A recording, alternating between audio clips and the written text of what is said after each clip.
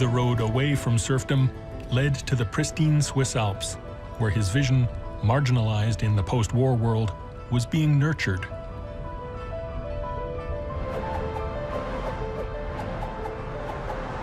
In 1947, Hayek founded the Mont Pelerin Society, which was named after the mountain in Switzerland where the first meeting of this association met.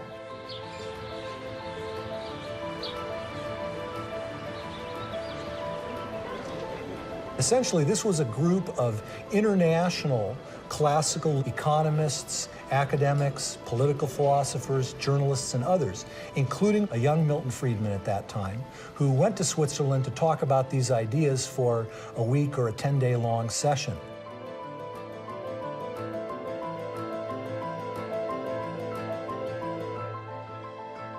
Tous les opposants à Keynes ont créé le Mont Pèlerin, un laboratoire de réflexion, un think tank, dans lequel ils ont essayé de dire nous luttons contre Keynes. Ils n'ont pas cessé de développer des arguments, d'abord à Chicago, puis au Mont Pèlerin, en disant il faut restaurer la logique du libre marché. Et le personnage central, c'est Milton Friedman. It was a major factor in maintaining a steady stream of influence on ideas. It enabled people who were isolated in their own countries once a year, at least, to get together with people who felt the same way they did, to be in a situation in which they could discuss issues without worrying that somebody was trying to stick a knife in their back. Hayek est un économiste ésotérique, un économiste pour économistes. Son influence pratique est très, très, très faible, alors que celle de Milton Friedman a été tout à fait importante sur cette restauration du monétarisme, restauration du rôle minimal de l'État.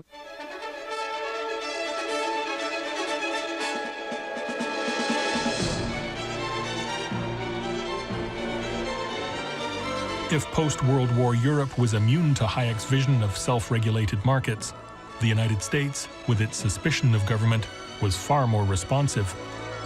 Hayek's fight against Keynes' legacy was taken over by Professor Milton Friedman. For the immigrants who were welcomed by this statue, America was truly a land of opportunity. Once they arrived, they found, as my parents did, not an easy life, but a very hard life. But for many, there were friends and relatives to help them get started, to help them make a home, get a job, settle down in the new country. Milton Friedman was born in 1912 in New York, and he was the son of Jewish immigrants to the United States from Hungary, and he grew up somewhat impoverished, not necessarily at the lowest socioeconomic level, but not at all from a well-off background. There were many rewards for hard work, enterprise, and ability. Life was hard, but opportunity was real. There were few government programs to turn to and nobody expected them. But also, there were few rules and regulations. There were no licenses, no permits, no red tape to restrict them. They found, in fact, a free market, and most of them thrived on it. He was someone who said the problem is government in all of its spheres. Government is essentially wasteful, government is essentially inefficient, and because of that, we need to allow the market to play more of a role in society, and in particular, to play more of a role in the economy.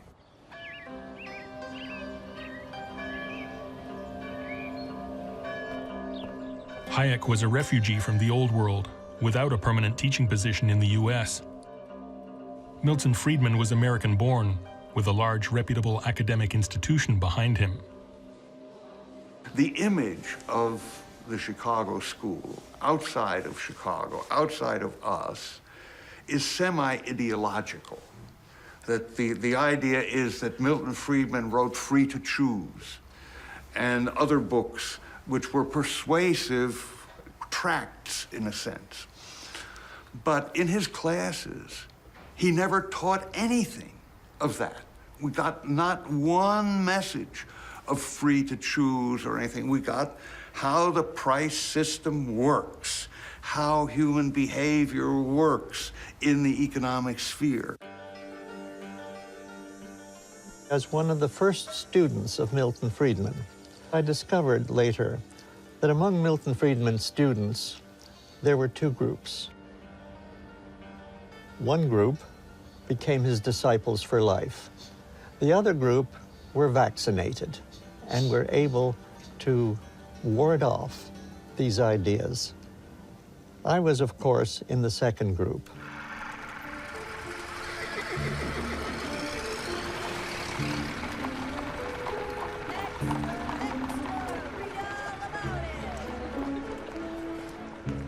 When we look back at the 19th century, what is striking then, and I have to admit even today, I regret to say, is the sense that the market is the utopia for human existence.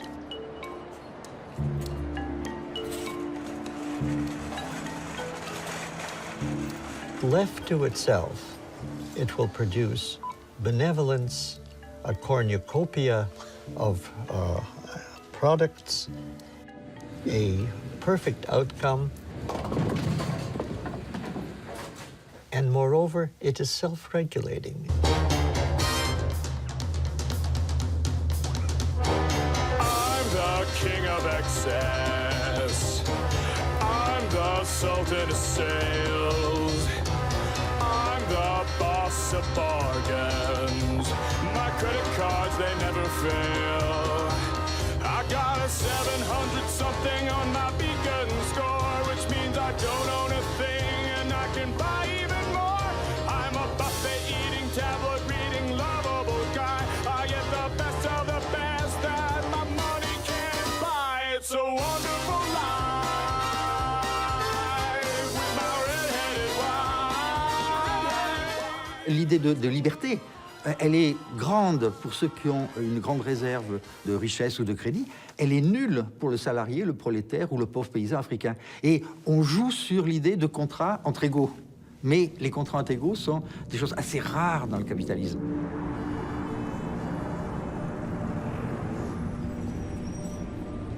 L'illusion néolibérale n'est pas quelque chose de nouveau, c'est quelque chose qu'on observe déjà au XIXe siècle. Et de ce point de vue-là, la France est un pays intéressant parce que c'est vrai que la France, après la Révolution française, qui est un peu la révolution bourgeoise par excellence, la France vit vraiment dans cet idéal de l'égalité des droits face au marché.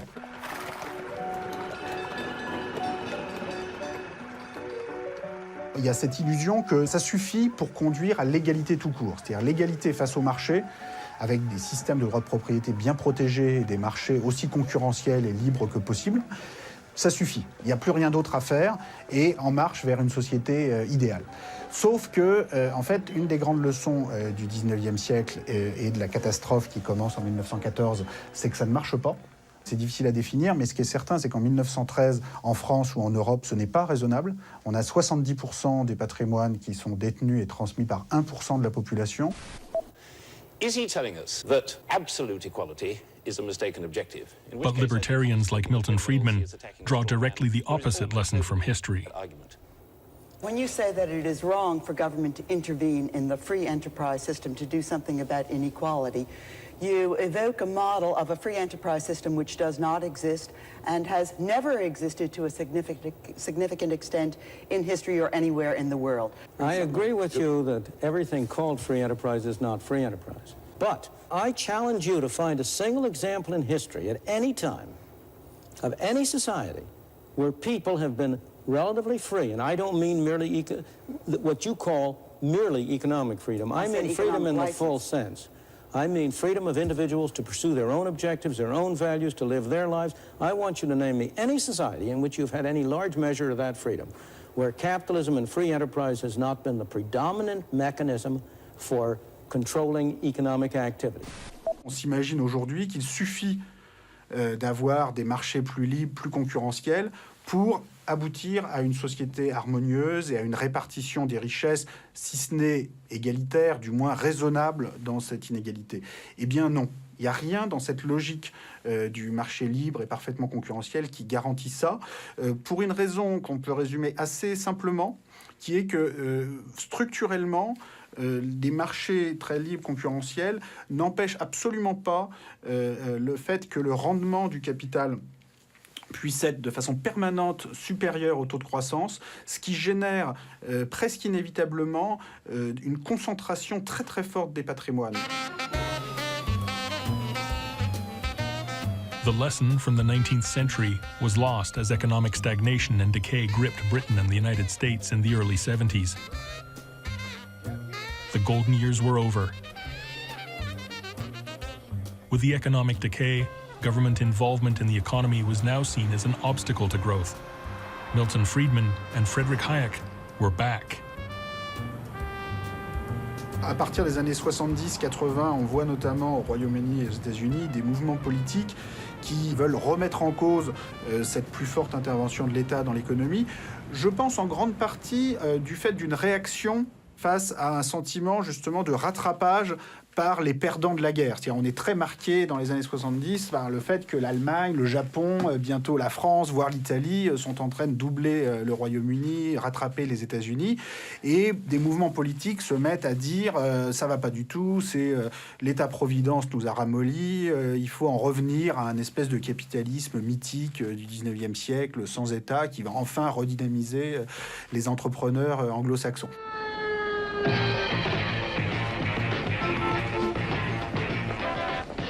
The economic stagnation could have been dealt with through adjustments. But for Milton Friedman and Friedrich Hayek, it was the political opening they'd been waiting for since the seminars in Mont Pelerin. Keynes died in 1946. I have always regarded it as a tragedy that he did not live another decade. He was the one man who had the standing, the personality, the force of character to persuade his disciples not to carry too far some ideas which were good for the 1930s, but which did not apply in the post-war situation. La vérité, c'est que ce rattrapage des 30 Glorieuses, dans lequel les pays qui avaient le plus souffert des guerres, Allemagne, France, Japon, Europe continentale, allaient rattraper les États-Unis ou le Royaume-Uni, ce serait produit de toute façon. Donc c'était pas... Bon, mais politiquement, ça a été utilisé pour remettre en cause l'État-providence.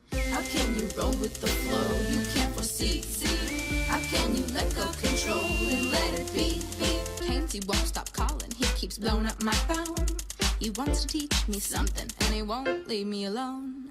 I tell him there's no use in trying, 'cause Friedrich Hayek is my guy. And if you wanna get with a girl like me, you got to let go control of the economy. I said, if you want Suddenly, Hayek was cool, even for rebellious teenage girls. control of the economy.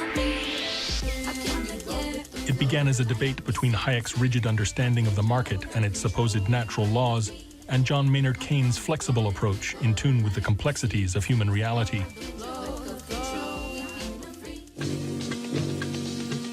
"40 years later, the roles were reversed. Keynes' followers were now perceived as adhering to rigid models. Milton Friedman and Friedrich Hayek were suddenly the champions of freedom and liberation, in tune with reality.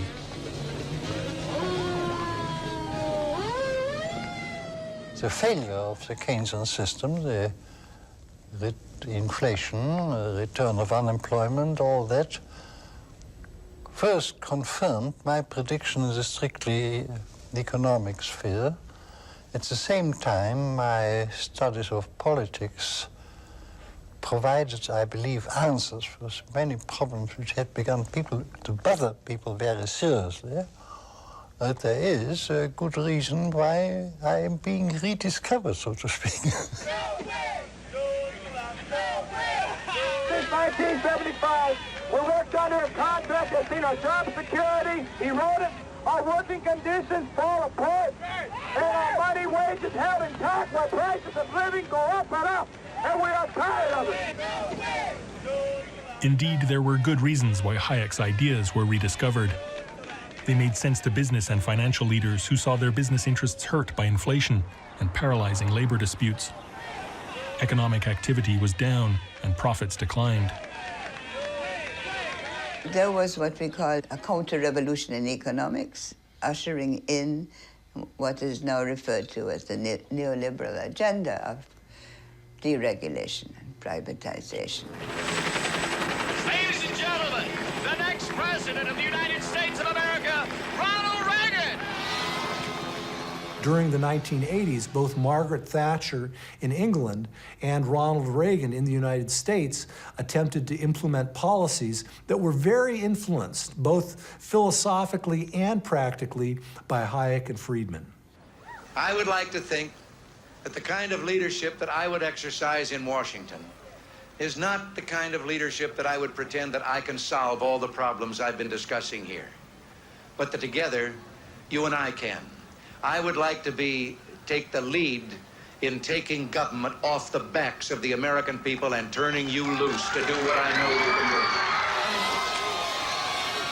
Her supporters called it her biggest achievement. Others called it her terrible legacy. Margaret Thatcher's battle with the miners was a defining moment not only in British industrial relations, but also in British history. What we've got is an attempt to substitute the rule of the mob for the rule of law. And it must not succeed. The counter-revolution, the so-called neoliberal policies introduced by Thatcher and Reagan early in the 80s, was designed to restore the discipline of capital over labor.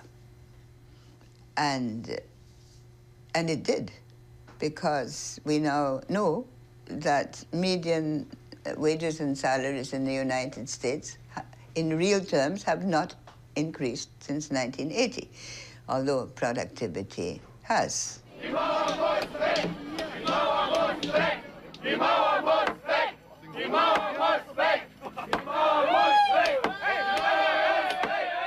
La chute du mur en 1989 et la chute du système soviétique en 1990 laissent le capitalisme sans rival et conduit à une nouvelle période de foi démesurée, disons, dans la capacité d'autorégulation d'un système de libre marché, de libre concurrence et une foi sans limite dans le capitalisme privé à générer ses propres règles. My name is Jordan Belfort. At the tender age of 22, I headed to the only place that befit my high-minded ambition. Je pense que cette période, un peu folle d'un point de vue idéologique, explique beaucoup des dérèglements financiers des années 90-2000. And we thought capitalism had finally been tamed after the Second World War.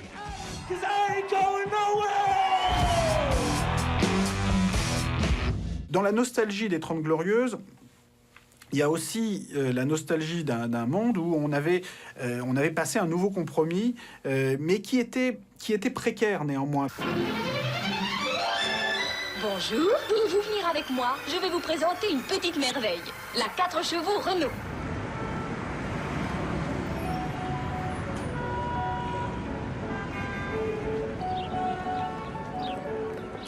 C'est important de comprendre que beaucoup des réductions des inégalités qu'on a eues au XXe siècle ont été causées soit par les guerres, soit par des réactions politiques à la suite des guerres qui se sont faites un peu dans l'urgence.